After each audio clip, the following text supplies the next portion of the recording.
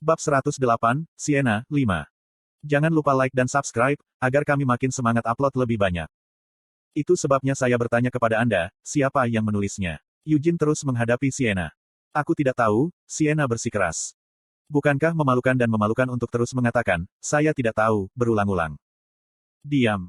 Jika Anise yang menulisnya, bisakah kamu mencoba melindungi reputasi Anise dengan bersikeras bahwa kamu tidak tahu siapa itu? Meskipun kamu tahu bahwa kecurigaan itu akan berbalik padamu jika kamu terus berpegang teguh pada penolakan yang sama. Eugene mulai menyuarakan alasannya dengan ekspresi serius di wajahnya. Apakah kamu benar-benar akan memprioritaskan melindungi kehormatan Anise daripada harus menanggung penghinaan seperti itu sendiri? Tapi menurutku kamu bukan tipe orang seperti itu. Anda tidak cukup jujur untuk disalahkan atas sesuatu yang belum Anda lakukan. Petik 2. Petik 2. Apa yang kamu tahu? Sienna tergagap. Meskipun saya mungkin tidak setangguh Anda, saya pikir saya memiliki ide yang cukup bagus tentang kedalaman karakter Anda, kata Eugene. Kata-kata ini membuat Sienna merona sampai ke daun telinganya. Dia tidak dapat melihat Eugene secara langsung, dan dia dengan canggung menurunkan pandangannya ke lantai saat dia memainkan jari-jarinya. Ini benar-benar bukan aku, Sienna mencoba menyangkalnya sekali lagi. Kenapa kamu tidak menatap mataku dan mengatakan itu? Eugene menantangnya. Merasakan dia akan ditendang, Sienna mencoba mengubah jalur, ini semua terjadi 300 tahun yang lalu. Jadi, ini bukan masalah besar, bukan? M. Molon juga sangat menikmati dongeng. Dia sangat menyukainya sehingga dia bahkan mencoba mengesahkan undang-undang yang mengharuskan penghafalan dongeng sebagai dekrit pertama kerajaannya. Apakah bajingan itu benar-benar raja yang baik seperti yang mereka katakan? Tidak bisakah dia menjadi diktator gila dan tiran? Eugene bergumam pada dirinya sendiri dengan ekspresi tidak percaya di wajahnya. Kemudian, ekspresinya berubah total dan menjadi serius sekali lagi. Tidak, jika itu Molon, maka dia punya alasan untuk menyukainya. Setelah mendengar dirinya disebut idiot hari demi hari, dia sebenarnya diberi gelar bergengsi dari Brave Molon. Petik 2. Apakah itu benar-benar hebat? Kali ini, Sienna yang menunjukkan ekspresi tidak percaya. Meskipun dia disebut Molon pemberani, hal-hal bodoh yang dia lakukan dicatat persis seperti yang terjadi. Karena ini adalah buku anak-anak, aku tidak bisa terus menyebut Molon idiot. Eugene memotong, jadi kamu yang menulisnya. Atau setidaknya itulah yang penulis pikirkan, Sienna menyelesaikan dengan lemah. Meskipun mereka membuat editan seperti itu, mereka masih menuliskan segala macam kata-kata umpatan seperti, bajingan, dan, bajingan, di samping namaku, keluh Eugene. Pikirkan dengan jelas, Hamel, kata Sienna padanya sambil meluruskan ekspresinya. Pada saat dongeng itu keluar, Molon sedang meletakkan fondasi suatu negara dengan memobilisasi suku-suku utara dan mengumpulkan para pengungsi yang terlantar. Apa yang akan terjadi jika dongeng menyebut Molon idiot saat dia melakukan semua itu? Terus, Eugene bertanya dengan bingung. Apakah kamu serius mengatakan itu? Tidakkah kamu merasa kasihan pada semua orang yang percaya pada Molon dan menjadi pengikutnya, atau keturunan yang akan lahir dari mereka? Dosa macam apa yang bisa mereka lakukan di kehidupan sebelumnya sehingga pantas mendengar orang lain mengejek raja mereka karena menjadi idiot? Sienna menguliahi Eugene. Eugene terdiam. Sienna melanjutkan ceritanya, jika dongeng menyebut Molon idiot, semua orang di kerajaan Ruher akan diejek karena menjadi pengikut idiot. Apa yang akan terjadi kemudian? Semua orang di kerajaan pasti akan memberontak melawan raja mereka. Bahkan mungkin ada ekstremis yang marah yang akan mencoba membunuh penulis dongeng tidak peduli apapun. Petik 2. Dengan imajinasi seperti itu, kamu praktis bisa menulis novel, Eugene berkomentar tajam ketika ekspresinya berubah menjadi cemberut. Baik, ini semua karena saya mati terlalu dini, sebelum saya mendapat kesempatan untuk meninggalkan keturunan apapun. Apakah itu benar? Jika saya tidak mati sepagi ini, maka saya tidak akan disebut Hamel bodoh. Petik 2. Yah. Sesuatu seperti itu, Sienna setuju. Jadi, mengapa kamu merasa perlu melakukan itu padaku? Eugene bertanya padanya. Aku sudah bilang kalau aku tidak menulisnya, Sienna bersikeras. Apa yang seharusnya aku katakan tepat sebelum aku mati? Sienna, aku selalu menyukaimu, kutip Eugene. Tangan Sienna terangkat menutupi wajahnya. Kemudian tubuhnya mulai gemetar dan dia tidak bisa lagi duduk berhadap-hadapan dengan Eugene, malah memilih untuk membalikkan tubuhnya ke arah yang berlawanan. Itu bukan aku, rengek Sienna. Kalau begitu, mungkinkah Anise? Eugene mendorong. Aku tidak tahu. Sienna berteriak keras saat dia berdiri. Sudah kubilang aku tidak tahu. Jadi kenapa kau terus bertanya padaku? Aku benar-benar tidak tahu. Beberapa bajingan lain pasti yang menulisnya. Petik 2. Kamu sepertinya malu, Eugene mengamati. Kau yang membuat kesalahan, Hamel. Mengapa Anda harus pergi dan mati dulu? Dan siapa-siapa yang memintamu pergi dan bereinkarnasi? Jika kamu tidak bereinkarnasi, kamu tidak akan bisa membaca dongeng itu sendiri. Sienna berdebat dengan penuh semangat. Maaf karena hidup kembali, Eugene dengan sarkastik meminta maaf. Kurasa aku seharusnya tetap mati. Itu adalah kesalahan saya untuk membiarkan diri saya bereinkarnasi. Petik 2. Bahu Sienna sedikit bergetar mendengar kata-kata ini. Dia membalikkan tubuhnya untuk menghadap Eugene sekali lagi. Dengan ekspresi tak berdaya di wajahnya, Sienna menggigit bibirnya. Saat dia ragu-ragu berdiri di sana, tidak yakin harus berkata apa, air mata mengalir di mata hijaunya yang goyah. Maaf, aku mengatakan sesuatu yang gila, Sienna meminta maaf sambil menangis. Tidak, saya hanya bercanda dengan Anda, mengapa Anda menganggapnya begitu serius? Eugene menanggapi dengan canggung. Itu karena aku mengatakan sesuatu yang sebenarnya tidak seharusnya aku katakan. Aku minta maaf Hamel. Sienna tersedak kata-kata ini saat air mata jatuh dari wajahnya yang tertunduk. Melihat Sienna dengan ekspresi gemetar di wajahnya, Eugene menghela nafas panjang dan menghiburnya. Tidak apa-apa, karena akulah yang seharusnya minta maaf karena mati lebih dulu. Petik 2. Hicks. Isak tangis adalah satu-satunya jawaban Sienna. Aku tidak tahu apakah kamu atau Anise yang memutuskan untuk memanggilku Hamel bodoh, tapi aku akan memaafkanmu untuk itu juga, kata Eugene. Sienna terus menangis. Terseduh. Eugene selesai dengan, dan terima kasih untuk batu peringatanku. Sienna berhenti terisak lebih jauh.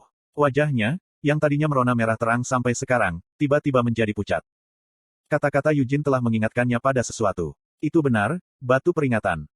Dia telah menulis sesuatu seperti itu. Sementara tetesan air mata yang tebal mengalir dari matanya, Sienna telah mengukir beberapa prasasti di batu peringatan Hamel. Itu juga bukan hanya batu peringatan. Dia juga telah menyiapkan catatan terpisah di peti mati Hamel, sementara Vermont, Molon, dan Anise tidak melihat. Tanpa ada yang tahu, dia telah menulis pesan terakhir untuk Hamel di tutup peti matinya. Suatu hari nanti, aku akan bertemu denganmu di dunia yang telah kau rindukan. Wajahnya yang pucat dan terkuras sekali lagi mulai bersinar merah cerah. Sienna telah menuliskan semua itu karena dia berpikir bahwa dia tidak akan pernah bisa melihat Hamel lagi. Eugene melanjutkan, ada juga peti mati. Sienna tersentak dari fuguenya. Aku akan membunuhmu.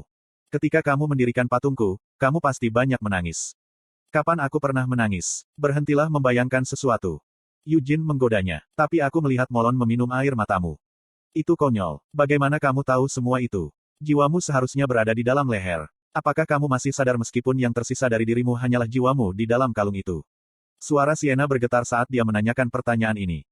Meskipun tidak mungkin dia bisa berpikir bahwa ini benar, Sienna tidak bisa tidak membayangkan skenario terburuk di mana hal seperti itu mungkin terjadi. Eugene dengan cepat menghilangkan ketakutannya, apakah kamu benar-benar berpikir bahwa hal seperti itu akan terjadi? Aku baru saja melihatnya dalam mimpi. Mimpi? Sienna bertanya dengan sedikit lega. Tentang pedang suci, Eugene tiba-tiba berhenti dengan ekspresi tertekan di wajahnya, tidak dapat melanjutkan berbicara ketika kemungkinan tiba-tiba muncul di benaknya. Apakah wahyu dalam mimpi benar-benar sesuatu yang pedang suci telah tunjukkan padanya? Eugene tidak bisa tidak mengingat kekuatan malaikat dengan 8 sayap yang tampak seperti Anise. Dia bahkan telah menunjukkan padanya adegan dari masa lalu, adegan serangan Raizakia. Dan alasan mengapa dia bisa menghadapi Sienna seperti dia sekarang adalah karena keajaiban yang telah dilakukan malaikat Anise. Eugene tidak benar-benar menginginkan penjelasan lengkap tentang apa yang sedang terjadi. Itu bukan karena dia tidak percaya pada Dewa Cahaya. Terlepas dari kurangnya keyakinannya sendiri, semua yang telah terjadi adalah mukjizat yang tidak salah lagi. Dia hanya tidak mau mengakui bahwa Anise berada di balik semua ini. Itu karena, dengan melakukan itu, Eugene juga harus mengakui bahwa ini semua hanyalah mimpi yang entah bagaimana diciptakan oleh Anise. Sienna yang sekarang ada di hadapannya bergerak, berbicara, tertawa, dan menangis seolah dia dalam keadaan sehat. Namun, dia tidak bisa merasakan kehangatan apapun darinya, dia juga tidak bisa mendengar detak jantungnya. Kenyataannya, Sienna masih memiliki lubang di dadanya dan nyaris tidak bisa bertahan hidup melalui kekuatan pohon dunia. Pengingat akan realitas situasi ini memperburuk suasana hati Eugene. Tidak bisakah kita pergi dari sini bersama? Eugene memohon, merasa agak enggan. Kamu datang untuk menemukanku di Arot, kan? Itu hanya aku yang mengirimkan proyeksi mental untuk waktu yang sangat singkat. Bahkan itu hanya mungkin karena aku memeras sedikit mana yang tersisa, ungkap Sienna. Menekan kekecewaannya, Eugene bertanya, bagaimana kamu menemukanku? Kalungmu, kata Sienna dengan tawa lemah saat kepalanya tetap tertunduk. Mantra keamanan yang saya pasang di rumah saya sejak lama masih tetap utuh. Itu tidak diaktifkan, tetapi karena mantra itu terhubung denganku, itu mendeteksi kalung itu. Sienna telah menyimpan kalung itu sejak dia mengambilnya dari Hamel. Karena itu dipenuhi dengan jejak mana, wajar saja jika mantra itu bereaksi ketika kalung itu akhirnya kembali ke mansion setelah ratusan tahun. Jadi aku memeras mana terakhirku dan pergi untuk memeriksa situasinya. Tubuh yang dihasilkan dengan cara ini hanyalah versi proyeksi mental yang tidak sempurna, tapi meski begitu. Aku masih berhasil menemukanmu, kata Sienna dengan sedikit lega. Eugene tidak mengajukan pertanyaan lebih lanjut dan hanya duduk di sebelah Sienna. Sienna juga berhenti berbicara dengan Eugene. Dia hanya duduk diam dan memeluk lututnya sambil menatap ke depan dengan kosong. Meskipun kadang-kadang, tidak, cukup sering dia akan berbalik dan melirik Eugene. Konten iklan. Kamu harus pergi. Setelah duduk diam di sana selama beberapa saat, Sienna adalah orang pertama yang memecah kesunyian. Dia berhenti melirik ke arahnya dan malah menatapnya langsung. Tidak ada gunanya kamu tinggal di sini lebih lama lagi. Eugene juga menyadari hal ini. Inilah mengapa Eugene sangat membenci iblis malam, yang akan menggoda orang dengan mimpi yang membuat mereka menolak kenyataan.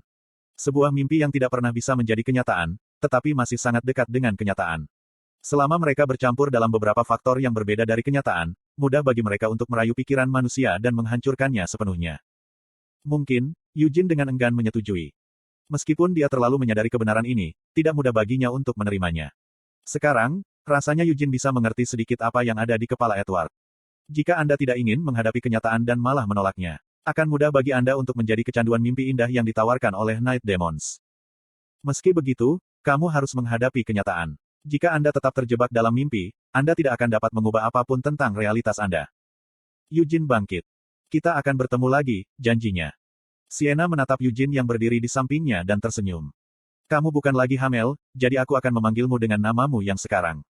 Karena meskipun namamu berubah, kamu akan selalu menjadi Hamel, kata Sienna. Sama seperti dirimu dan akan selalu menjadi Sienna, Eugene setuju. Mehaem, gerutu Sienna saat dia mencoba yang terbaik untuk tidak menangis. Usahanya terlihat jelas. Sienna, kata Eugene sambil mengulurkan tangan ke Sienna. Jangan menangis dan tunggu aku di sini dengan sabar.